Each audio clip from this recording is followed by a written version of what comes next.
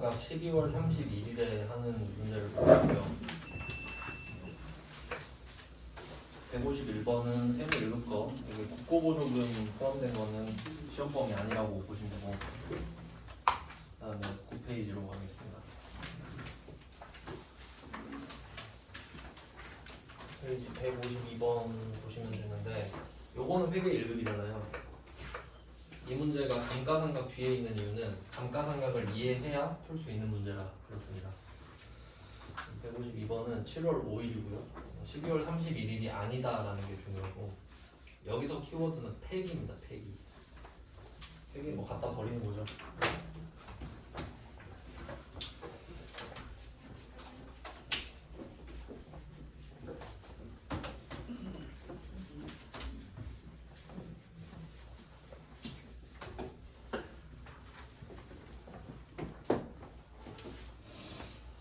네, 그럼 여기서 감가상각 누계액이 2,700만 원 써 있고 취득가액이 3,000만 원이라고 써 있는데, 가정을 한번 해볼게요. 가정.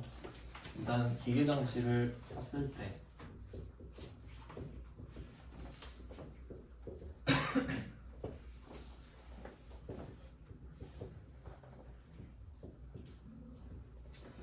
샀을 때는 3,000만 원 주고 샀겠죠.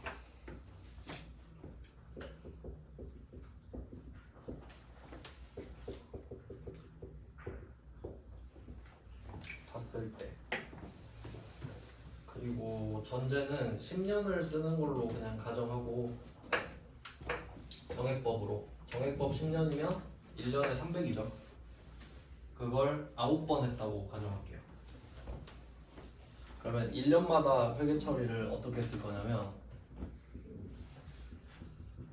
감가상각 누계액으로 했겠죠. 아까 보여드린 것처럼 300만 원씩 했다고 할게요.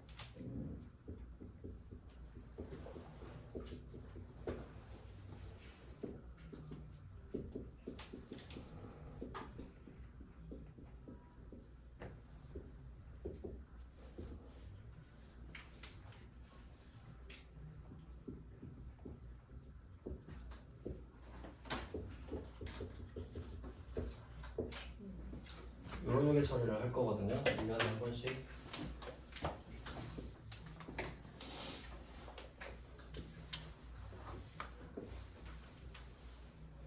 요걸 1년에 한 번씩 하는 거잖아요.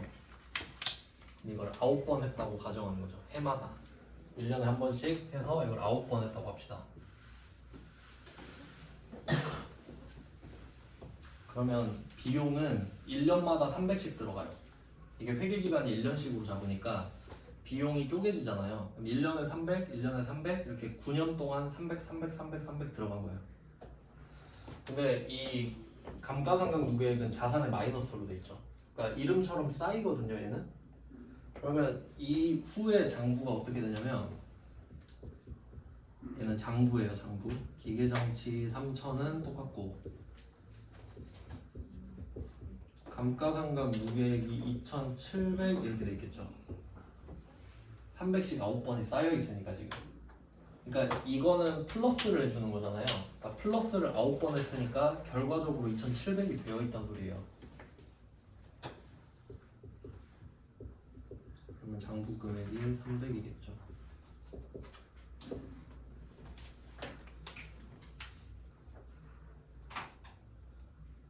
이해되시죠? 우리는 이 기계를 300만 원이 남았다고 생각하는 거예요. 그냥 실제 가치는 관심 없고 그냥 장부상으로 300이 남았네? 이 정도 느낌이죠. 그러면 우리 입장에서는 회계상으로 300이 남아있잖아요. 근데 폐기를 해야 되는 상황이 온 거지. 그럼 요거는 계산을 좀 잘못한 거죠. 그러니까 9년으로 하든가 했었어야 돼. 근데 이거 시기를 좀 잘못 맞출 수도 있겠죠. 네, 일단 상황은 이렇게 전제를 하겠습니다. 그리고 디테일을 또 따지면은 괄호가 있죠, 맨 뒤에. 단기의 감가상각비는 고려하지 말 것. 일단 고려하지 말라고 하면 좋은 거죠. 고려 안 하면 좋지. 무시하면 되니까. 근데 원래는 어떻게 해야 되냐면 7월 5일에 폐기를 하잖아요. 그럼 대략 한 6개월은 썼죠 실제로. 근데 원래 감가상각을 12월 31일에 한다고 제가 알려드렸잖아요. 근데 그럼 12월 31일 안 됐으니까 안 해. 이건 너무 좀 막행이 같죠? 6개월 쓰긴 썼잖아요. 그러면 폐기하는 시점에 6개월치 추가 감가상각을 해야 돼요.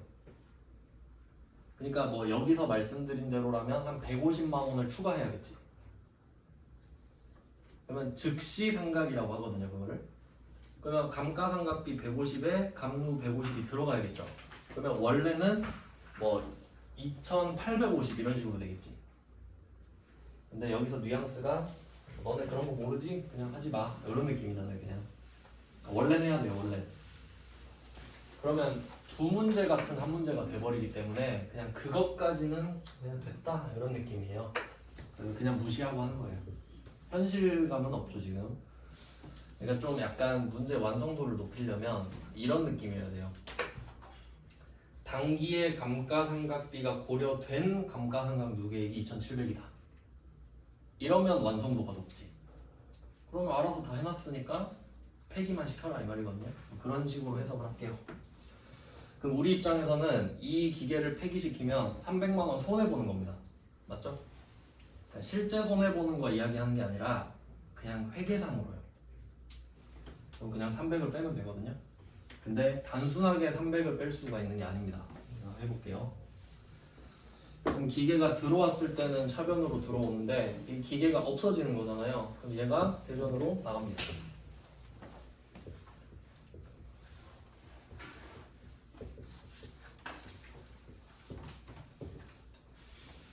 기계 장치가 나갑니다. 네, 이렇게만 하면 3천만 원이 나가는 게 돼요. 하지만 실제로 그렇지 않죠? 왜냐면 기계가 나가면 이 기계 장치랑 감가상각 무게가 한 몸이거든요.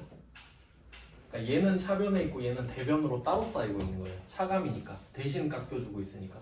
그러면 얘가 왼쪽에서 오른쪽으로 나가면 이 감가상각 누계액도 기계장치 일부잖아요. 그럼 얘도 반대로 나가요. 드디어 처음 만나는 거지. 따로 존재하다가 나갈 때는 같이 없어져야 된다고. 그러니까 나 이제 나갈 거니까 얘 손잡고 나가는 거예요. 나 나갈 거니까 너 이제 여기 있으면 안 돼. 같이 가자. 이런 느낌이죠. 데리고 나가요.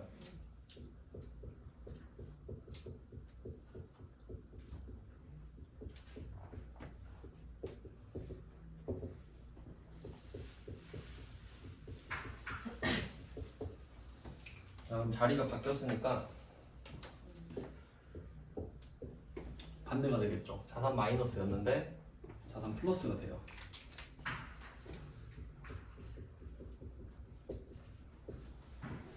이렇게 된 거예요. 원래는 요렇게 둘이 한 팀인데 만나는 거죠. 이렇게 세트로.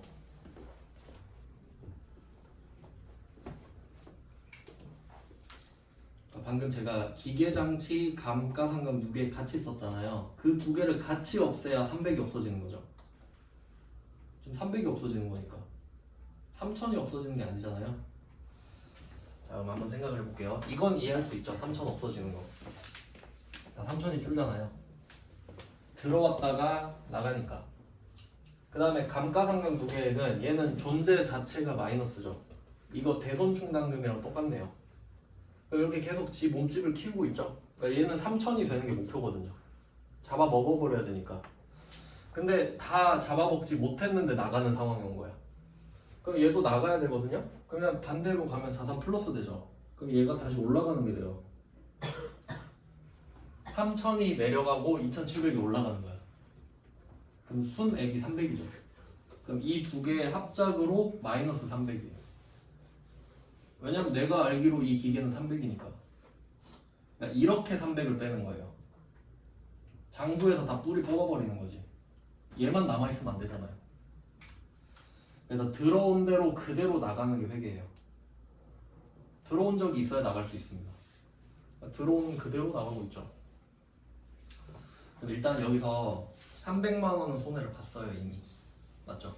300원 손해를 봤어요. 근데 폐기 시키는데 돈이 또 든 거예요. 현금 25만 원 또 들었어.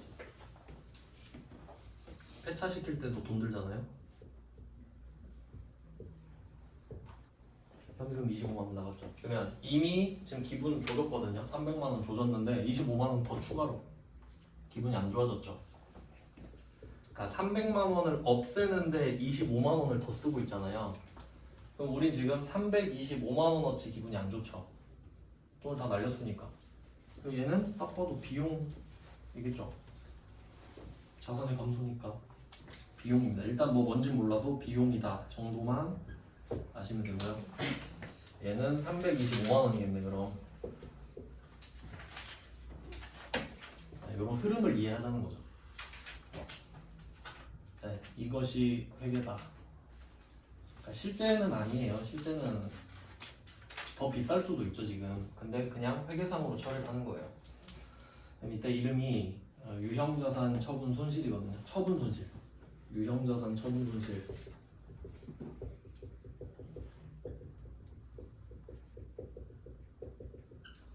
정확히 말하면 지금 이 상황이 처분은 아니죠.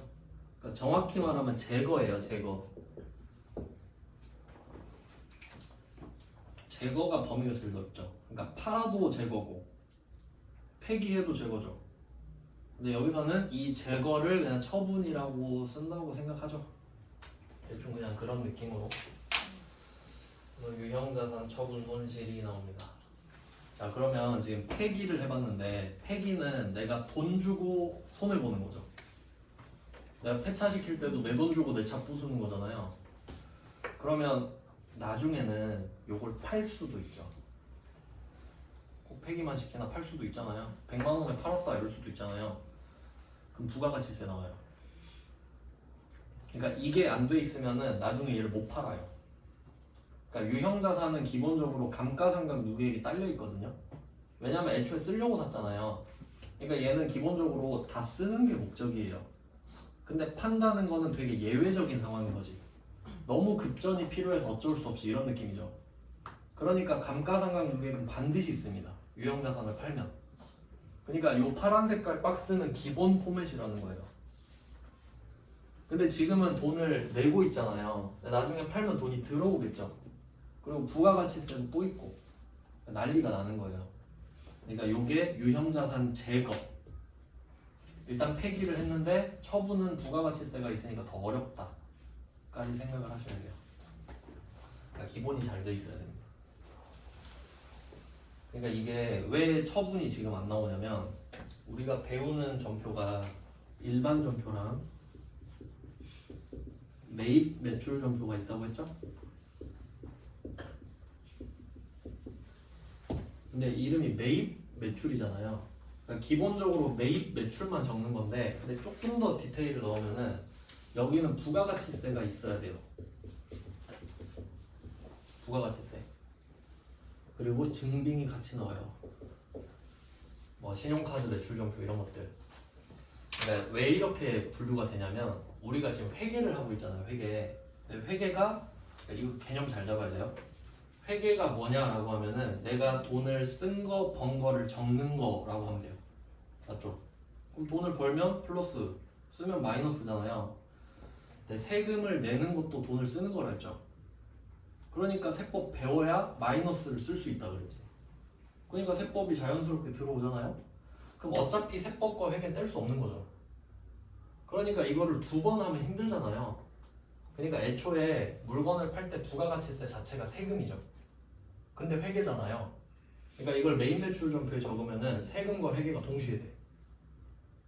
부가가치세도 적히고 물건값도 적혀버리니까. 그러니까 이게 프로그래밍이 잘 돼 있는 거죠. 이거 쓰면 되게 편해요. 근데 일반 전표는 부가가치세가 없는 것만 해요. 왜냐면 부가가치세가 있는 것들은 메인 매출 전표에만 쓰게 돼 있거든요. 왜냐면 얘는 부가가치세만 관리하는 애들이니까.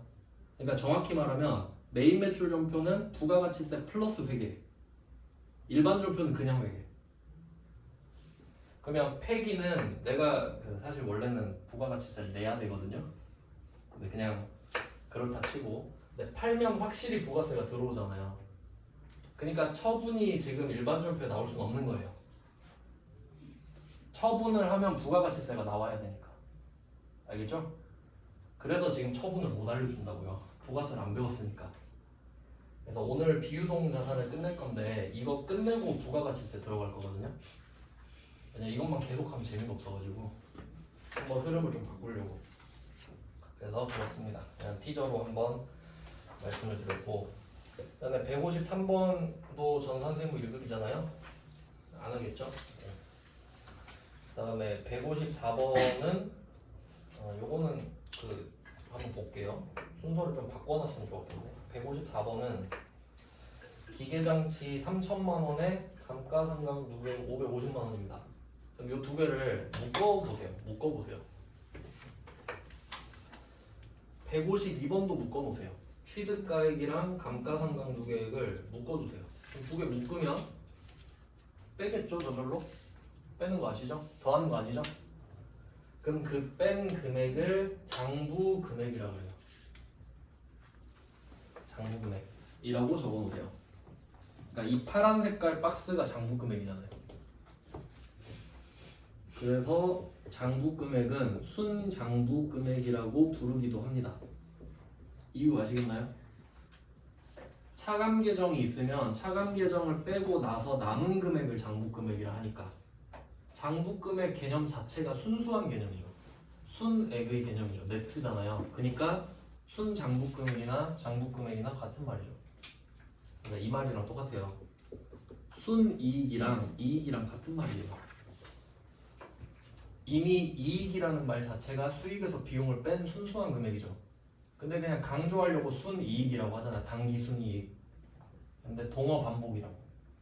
역전압 이런 거라고요. 그냥 뭐 이해하시면 되겠죠, 이렇게? 그러니까 장부 금액이라는 말을 들으면 기본적으로 차감 계정이 있나 정도로 생각하면 좋죠. 일단은. 물론 없는 애들도 있는데 있을 수도 있으니까. 그러면 154번은 장부 금액이 2,450만 원이죠. 그냥 우리가 생각하기에 얘는 2,450만 원 정도 남았겠구나 라고 생각을 하는 거예요, 지금 그냥. 그리고 역시 단기 감가상각비는 고려하지 않는다 나왔죠. 이거 있으면 좋은 거죠, 우리한테? 좋은 말이에요. 자, 근데 문제는 중대한 실수. 그러니까 뭐 예를 들면 이런 거라고 해볼까요? 기계 그런 거 있죠. 혼유라고 하죠. 휘발유 차에 경유 넣으면 차 그냥 버려야 되죠. 그런 느낌이라고 합시다. 혼유를 했다. 그럼 어떻게 차 박살났죠 지금? 그럼 이건 차가 그냥 못 쓰게 된 거죠? 기계 장치로 대체를 하면 되는데 이게 감가상각인가요?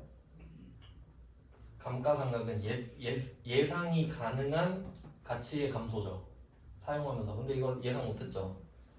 제가 손상차손이라고 한번 알려드린 적이 있는데, 그래서 얘는 손상차손이에요. 그러니까 2,450만 원 자체가 다 손상차손이지. 못 쓰게 됐으니까. 그래서 그냥 참고용으로 넣어놨습니다. 네, 뭐 그런 느낌이에요. 좀 억울하죠, 154번은. 그리고 여기서 또 그냥 나왔으니까 말씀드리면 순공정가치랑 사용가치 있죠. 순공정가치랑 사용가치. 이거 순공정가치는 공정가치가 시가인 거 아시죠? 근데 앞에 순자가 붙어있네요. 무슨 말인지 생각을 해볼게요. 만약에 이 기계장치를 고철로 팔 거예요. 고철로 팔 건데 이걸 100만 원에 팔 수 있어요. 100만 원에. 근데 누가 갖다 줘야 될 거 아니에요.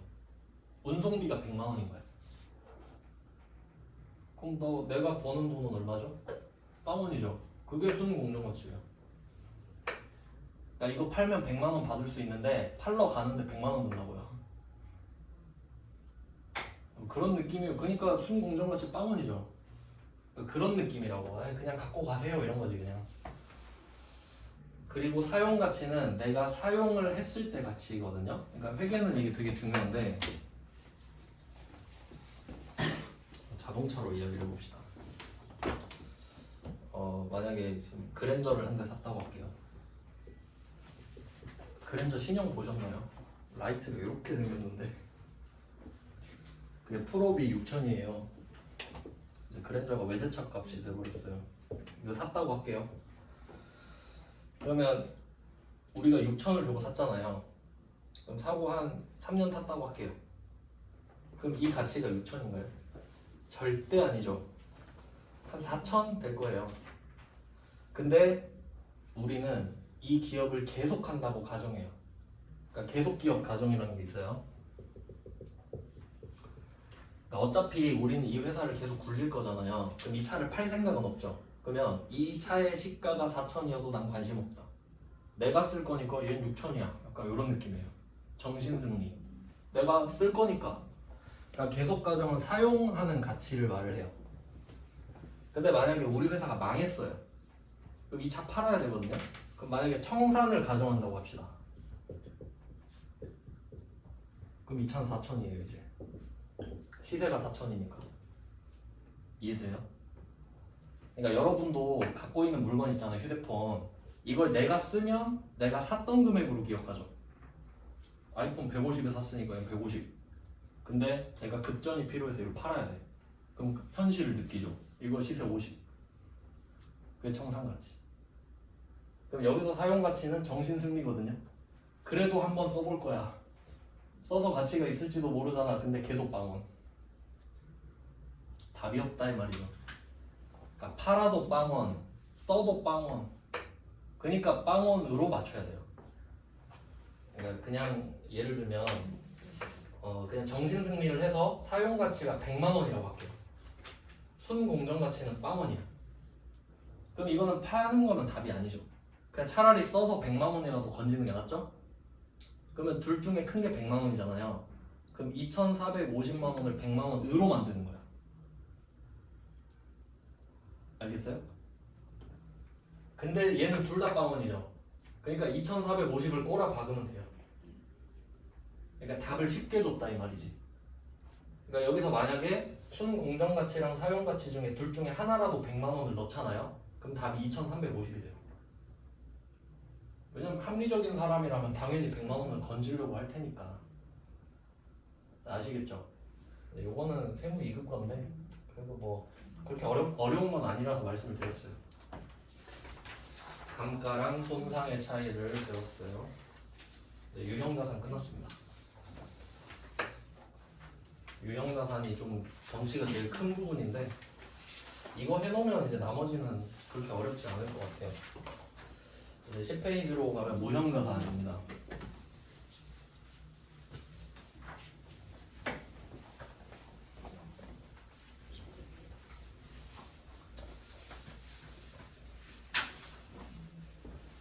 무형자산은 그냥 특허라고 생각하면 돼. 특허.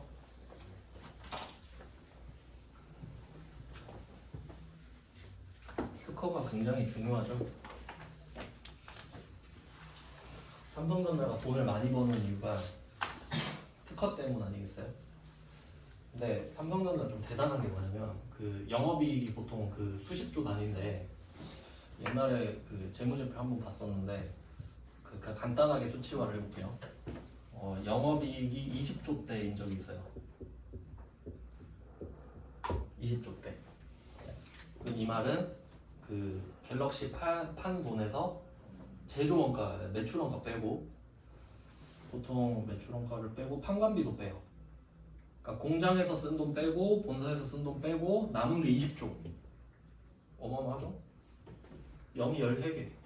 이 뒤에 쓰다가 지칠 정도예요. 13개면. 그럼 20조를 벌었어요. 그 뒤에 삼성전자가 이 돈을 어떻게 썼냐? 여기서 개발비, 연구개발비 있죠. 그냥 연구개발이라 할게요. R&D라고 하죠. 리서치 앤 디벨롭먼트를 하잖아요. 여기서 10조 썼어요. 이해가 됩니까? 그러니까 예를 들면 이거예요. 여러분이 월급 200 받았는데 100을 학원비로 때려박은 거예요. 바로. 이런 행보를 했다고. 그럼 얘네 뭐 하겠어요? 이거 들여서 특허 만들지. 돈 더 벌려고. 이게 투자죠. 그러니까 이런 거 보면서도 전 느꼈거든요. 와, 역시 인류는 다르다. 네, 이런 느낌. 그러니까 여러분한테는 그게 자기 개발이 되지 않겠습니까? 그러니까 이런 거 보고 좀 영감을 받으셨으면 좋겠어요. 그러니까 이게 사람들이 그 좀 우리나라는 천민자본주의가 있어서 결과적으로 돈이 돼야 뭘 인정을 해주잖아요. 근데 무형자산도 있다는 거예요. 내 머릿속에 쌓이고 있는 것도, 그러니까 누가 알아주지 않아도 원래 그 물이 100도가 되면 끓잖아요. 99도에서 포개버려 만든다고요. 그러니까 너무 그 성과주의로 가지 마시고 그냥 이것도 배워놓으면 도움이 된다 이거예요. 그냥 너무 좀 틀딱 같았죠? 네, 그럼 무형자산을 해봅시다. 무형자산은 그 좀 특이한 게 연구 개발이 돼요. 방금 말씀드린 것처럼 연구 개발을 할 수 있어요. 근데 보통 이거를 둘이 합쳐서 말하니까 연구 개발은 그냥 같이 하는 거라고 생각할 수 있는데 순서상으로 연구가 먼저입니다. 연구를 해야죠 일단. 그러니까 보통 이 패턴은 제약회사에서 많이 나와요. 제약회사, 약 만드는 회사 있죠. 걔네들은 하는 게 개발이죠. 맨날 신약을 개발해야 될 거 아니에요. 항상 코로나 치료제 이런 거 만들어야 될 거 아니에요. 그럼 연구를 해요. 그럼 만약에 내가 연구를 100가지 프로젝트를 진행한다 합시다. 근데 이 중에 한 개 될까 말까죠. 그럼 그게 연구비예요. 연구할 때 쓴 돈. 근데 100개를 해서 한 개가 사이즈가 나와요. 이거 될 것 같다. 그럼 개발하죠. 그런 느낌이라 보시면 되거든요. 뭐 임상실험 이런 거 들어보셨죠? 그게 개발이에요. 근데 연구가 끝나야 개발이 된다 이거죠. 바로 개발을 할 수는 없다는 소리입니다. 그러니까 절차를 말씀드린 건데, 그럼 이때 연구할 때 쓴 돈은 연구비겠죠.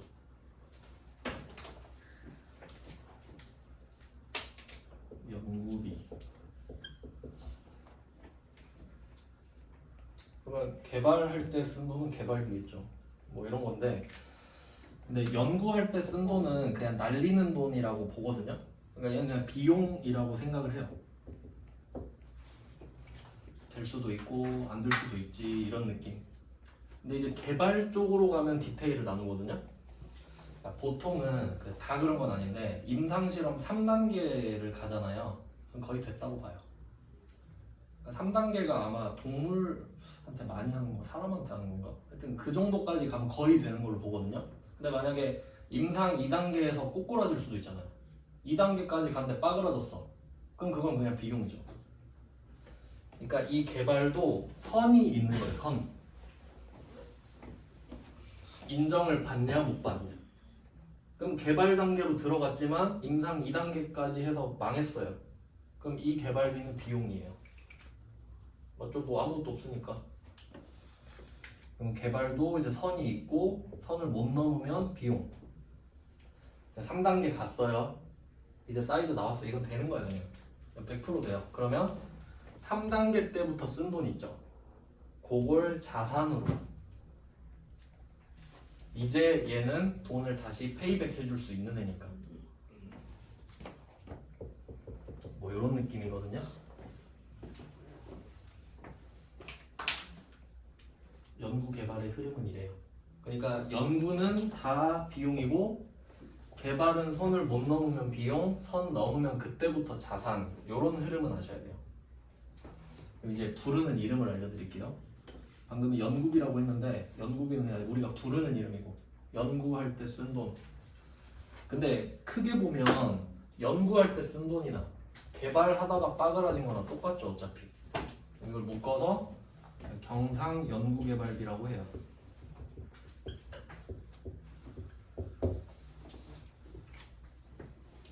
연구할 때 쓴 돈이랑 개발 초기 단계에 쓴 돈을 합쳐서 어차피 비용이니까 그냥 너네는 이렇게 하자 이름이에요.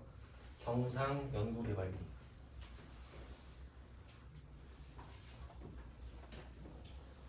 자, 그럼 얘는 그냥 날린 돈이라고 할게요. 그 다음에 이제 자산 됐어요. 선 넘어갔죠. 자, 1부터는 자산이 되잖아요. 내 이름이 개발비예요. 개발비. 비로 끝나죠. 근데 자산. 개발비인데 자산이에요. 중요하죠? 그러면 중요한 거죠? 왜냐면 개발비가 뭐게 이러면 비용 이럴 거 아니에요. 아니 그럼 왜 빗자가 왜 들어가? 아니 개발할 때 썼다고 이렇게 되는 거죠. 그러니까 얘는 이걸 이해하려면 스토리를 알아야 돼요. 물론 외울 수도 있죠. 개발비는 자산이다. 외울 수도 있죠. 이렇게 돼서 개발비가 자산이라고요. 개발이 성공적이다 이런 느낌이니까. 근데 경상개발비는 빠그라진 거예요 그냥. 뭐 이런 느낌인데 왜 이걸 알려드리려면 문제를 풀어야 되니까. 그럼 155번을 한번 봐봐요. 10페이지에. 이게 얼마나 중요한 건지 보여드릴게요. 자, 생산부서예요. 생산부서에서 새로운 기술적 지식을 얻기 위해 계획적인 탐구 활동을 했다 그러거든요. 일단 새로운부터 탐구 활동까지를 한번 표시를 해보세요. 이걸 우리는 연구라고 부르기로 했어요. 매번 이렇게 말할 수는 없잖아요. 그러니까 여기서 포인트는 새로운 걸 위해 탐구를 하죠. 그럼 개발보다 연구다 이 말이지. 그러니까 개발은 연구된 걸 하는 거잖아요. 근데 여러분 이걸 외우는 게 효율적인 공부일까요? 별로 영향가 없어 보이죠. 그럼 뭐가 알맹이가 있는 건지 볼게요. 괄호 안에 보시면 자산 인식 조건을 충족하지 못하였다 돼 있죠. 이게 중요한 거예요. 자산 인식 조건을 충족하지 못했다 그러죠. 그러면 제가 선이 있다 그랬죠. 선을 못 넘으면 비용, 선을 넘으면 자산이죠. 그럼 얘는 선을 못 넘었다 이 말이죠. 이해되시죠? 그럼 그 위에 있는 탐구 활동이 연구든 개발이든 우리는 상관이 없죠. 자산이냐 비용이냐 얘기하면 되니까. 그럼 자산 아니면 뭐죠? 비용이죠. 그럼 답이 경상연구개발비다 이 말이에요. 접근 방법 아시겠죠? 그러니까 윗줄은 연막작전이에요. 계속 읽고 있을걸? 모르는 사람들은. 거기에 답이 있는 게 아니죠. 자산이 아니다가 답이죠. 그래서 답이 경상연구개발비. 그리고 제조조 지금 제조부서 500번 비용이니까.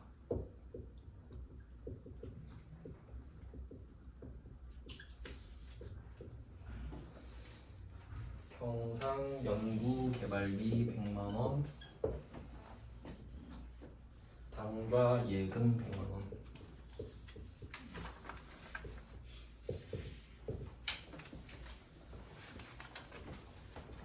뭐 답은 이렇게 찾는 겁니다.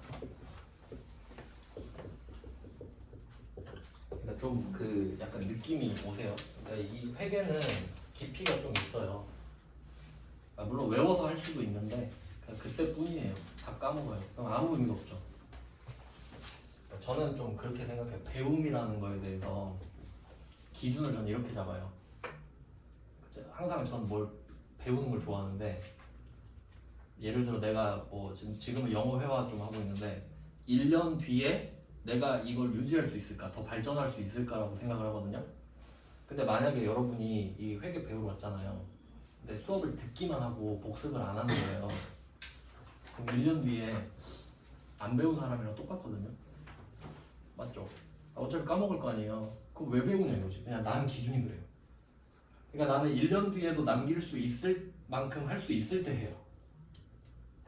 근데 지금 하고 어차피 안 배우면 그냥 뭐 무슨 의미가 있지? 그냥 그런 생각을 하거든요. 그래서 어차피 여러분 복습 안 하실 거니까 기억에라도 남게 이야기를 해주는 거예요.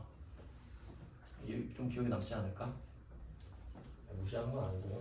저도 공부 잘 안 해요. 알겠죠? 무슨 말인지? 좀 남기는 걸 좀 생각을 해보자. 남아야 의미가 있으니까. 그래서 뭐 이런 식으로 하면 기억에 남지 않을까 해서. 네, 알겠죠? 이것 때문에 이거 설명한 거예요. 그러면 만약에 자산 인식 조건을 충족했다 그러면 개발비죠? 이렇게 풀면 된다 이거지. 네, 그렇습니다. 그나마 좀 최근에 어렵게 나왔던 문제여서. 그 다음에 156번 갈게요. 156번은 신제품을 개발하고 특허권을 취득하기 위한 수수료인데, 이제 좀 보다 보면 느낌 오죠? 특허권을 취득하기 위한, 딱 여기만 표시하는 거지. 특허권을 취득하기 위한. 그럼 이제 한번 찍어볼게요. 답이 뭘까요? 특허권이겠지. 특허권을 취득하기 위해서잖아요. 그럼 답이 특허권이겠지. 이 정도 찍을 줄 알면 회계를 잘하는 거라고요. 특허권이란 게 있겠죠. 특별히 허락된 권리 아닙니까? 나만 살 수 있잖아요. 그래서 특허권이에요. 답이 자산이에요. 그리고 무형자산으로 처리할 것 같죠.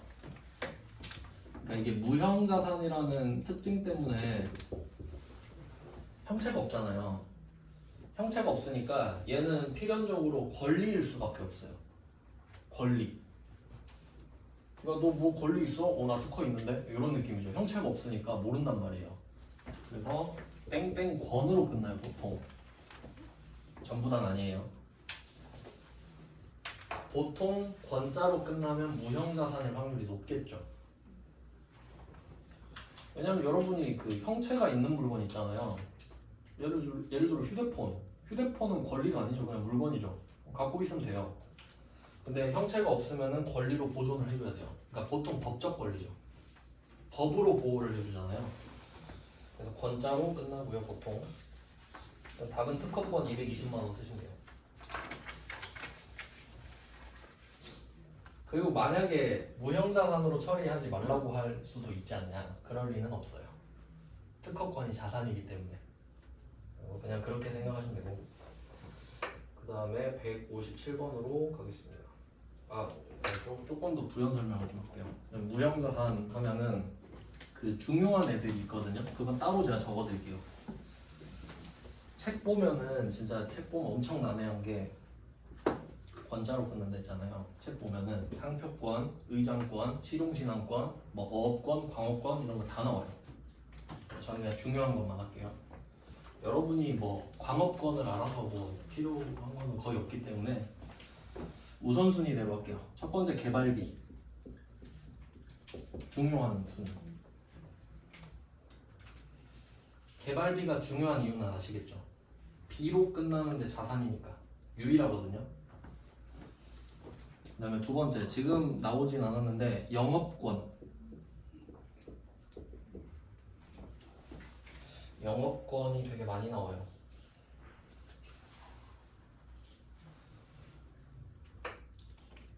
실제로 지금 밑에 158번부터 162번까지 다 영업권이에요. 맞죠? 다 영업권. 그냥 그렇구나 라고 생각하면 돼요. 그 영업권은 그 일상생활에서 쓰지 않는 말이잖아요. 회계에서만 쓰는 말인데 요거는 그 어떻게 이해하시면 되냐면 얘는 P라고 하겠습니다. P가 뭐죠? 프리미엄. P가 붙었다 이러잖아요. P 붙었다 이 말하죠? P 주고 샀다. 비싸게 주고 샀다 이 말이잖아요. 예를 들어 봅시다. 뭐 예를 들어서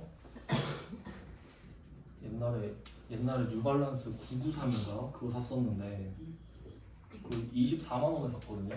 비싸더라고요 요새. 그게 P가 붙은 거죠. 예를 들면 내가 뭐 발매가가 얼마인지 모르는데 20만 원이라 합시다. 근데 누구 연예인이 신었대. 그래서 지금 뭐 크림 가보니까 30만 원이에요. 그럼 이제 고민을 하죠. 아유 10만 원 더럽다 더러워. 내가 이걸 주고 살까? 그냥 말까? 이러죠. 그럼 내가 이거를 30에 산다고 할게요. 그럼 우리 마음속에는 20만 원과 10만 원이 분리되죠. 아 이거 정발가 20만 원인데 10만 원 더 주고 샀네. 그럼 이 10만 원 있죠? 10만 원. 이게 P죠. 그게 영업권. 그러니까 호구 잡힌 거죠 지금. 근데 호구 이렇게 쓸 수 없잖아요. 호구 10만 원 이럴 수 없잖아요. 그러니까 합리화를 하는 거야. 그러니까 이거를 지금 신발인데 회사로 바꿔볼게요. 회사. 예를 들면 이런 느낌이요. 자산 내가 A라는 회사를 사고 싶어요. 그러니까 인수합병 하는 거예요. 얘를 사가지고 합병을 할까, 가질까 말까 이런 거 하는 거예요. 이 회사가 자산이 100억 있어요. 부채가 70억 있어요. 이런 회사가 있다고 합시다. 그럼 이 회사를 얼마 주고 사야 될까? 여러분이 이 회사를 사면 이 회사엔 100억이 있어요. 맞죠? 자산 100억 있잖아요. 근데 70억을 갚아야 되죠, 이 돈으로. 그럼 얼마 남아요? 30억이 남겠지. 그럼 얼마 주고 사야 돼요? 30억 주고 사야지. 이게 가치 아니에요? 그러니까 이거는 명목 가치예요. 액면가죠. 이거 액면가죠. 아마 제 기억으로 그 하이마트 아세요? 하이마트가 지금 어디죠? 롯데인가? 롯데 하이마트 아니에요? 뭐 그냥 그렇다 치고 옛날에 하이마트는 독립적인 기업이었어요. 근데 그때 아마 자본이 한 7천억인가 그랬을 거거든요. 근데 누가 그거를 2조에 샀어요. 여러분 같으면 그러겠어요? 근데 이게 액면가라 그랬잖아요. 근데 그 회사가 왜 하이마트를 거기 샀냐면 경매로 사죠. 그러니까 누가 2조 1천억 부르면 그 사람 못 사잖아요. 그러니까 2조를 딱 부르고 산 거죠. 그럼 그만큼 갖고 싶었던 소리 아니에요. 그 이유는 하이마트를 모르는 사람이 없잖아요. 근데 그건 안 들어가 있어요 여기에. 그러니까 여기다가 하이마트는 누구나 안다라고 어디다 쓸 거예요? 쓸 수가 없죠. 왜냐면 객관적이지가 않으니까. 그러니까 하이마트는 누구나 아는데 그 가치를 숫자로 표시할 수가 없잖아요. 왜냐면 회계는 쓴 돈을 적는다 했으니까. 근데 내가 그 얼마를 써서 그 가치를 얻었는지 알 수가 없죠. 그러니까 그걸 적을 수 없는 거야. 근데 난 그걸 봤다 이거지. 그러니까 내가 이걸 3배에 사겠다 이거 아니에요? 그럼 더 준 돈 있죠. 그걸 영업권으로 잡아요. 그리고 엠빵 치는 거야 또. 왜냐면 내가 이 돈을 투자했으니까 이걸 이 가치를 이용하면서 돈을 벌 거 아니에요. 이해되시죠? 그게 영업권이에요. 그러니까 뭐 우리가 신발 사면서 느끼는 감정이랑은 다르겠죠. 그러니까 예를 들면은 그 아시아나도 옛날에 나왔잖아요. 원래 HDC가 살라 그랬어요. 힐스테이트 짓는 데 있잖아요. 근데 그 항공사가 나오잖아요. 그럼 항공사가 비쌀 수밖에 없는 이유는 항공권을 아무나 안 줘요, 국가가. 그러니까 비행기를 띄울 수 있는 권리를 아무나 안 주거든요. 그럼 항공사는 그 항공권을 갖고 있지 이미. 근데 내가 항공사를 만들어서 저 항공권 주세요 안 준다고요. 그럼 내가 항공권을 갖고 있는 애를 사면 개꿀이죠. 그럼 그걸 쳐서 영업권으로 때려버린다고요. 이해돼요? 그런 개념이라고. 그러니까 이게 회계는 정량적이죠. 정량적인 것만 표시해요. 그러니까 여러분이 아셔야 되는 거는 회계는 정성적인 걸 표시하지 않습니다. 무슨 느낌이냐면, 그러니까 뭐 우리 회사로 해보면은 저기 멘토들이 영업사원이잖아요. 그럼 자기 매출액을 다 적어놓거든요. 그럼 그 정량적이죠. 근데 알고 보면은 매출액이 제일 적은 사람이 되게 진짜 멘토 같은 거야. 수강생을 막 진심으로 사랑하고 뭐 근데 그건 안 나와야지. 이해돼요? 그러니까 회계에는 수강생을 사랑하는 마음은 안 적는다. 매출액만 적지. 근데 내가 그걸 알아보고 비싸게 사는 순간 회계에선 가치가 인정이 돼. 왜냐면 내가 그 돈을 더 주고 샀으니까. 그러니까 이거는 P는 이게 포인트가 뭐냐면 돈을 내가 내야만 나오는 거예요. 우길 수가 없다고. 그러니까 내가 이 신발을 20만 원에 샀는데 30만 원이잖아요 시세가. 근데 이걸 내가 30만 원이라고 우길 수는 없어. 20 주고 샀으니까 20이에요. 근데 다른 사람이 이걸 30에 사잖아요. 그럼 영업권 10만 원이 된다고. 그 사람이 10만 원을 더 지불했기 때문에. 이해돼요? 그러니까 얘는 반드시 지불이 나와야 돼. 그러니까 얘는 구입이 포인트예요. 그러니까 이게 개발비는 내가 만들었죠. 개발비는 만든 건데 영업권은 사야만 되잖아요. 영업권은 만들 수가 없어요. 이 정도 아시면 되고 2개만 더 적고 끝낼게요.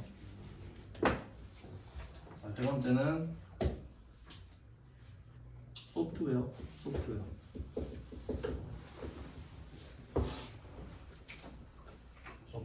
뭐 여러분이 만약에 엑셀을 구독해서 쓰고 있다. 그럼 제가 겉으로 봐서 여러분이 엑셀을 사서 쓰는지 어둠의 경로로 쓰는지 알 수 없죠. 근데 만약에 여러분이 엑셀을 구독해서 쓰면 그 약간 내적 자신감 있겠죠? 그게 소프트웨어예요. 난 돈을 냈으니까 이걸 쓸 수 있지. 뭐 이런 느낌. 무형자산이죠? 그러니까 일부러 좀 특이한 것만 적잖아요. 그럼 4번째는 특허권. 이 정도만 아시면 되고 이게 메인이에요. 그리고 이제 기타 등등은 그냥 권자로 끝나는 애인데 하나만 좀 추가로 알아두시면 전세권만 빼고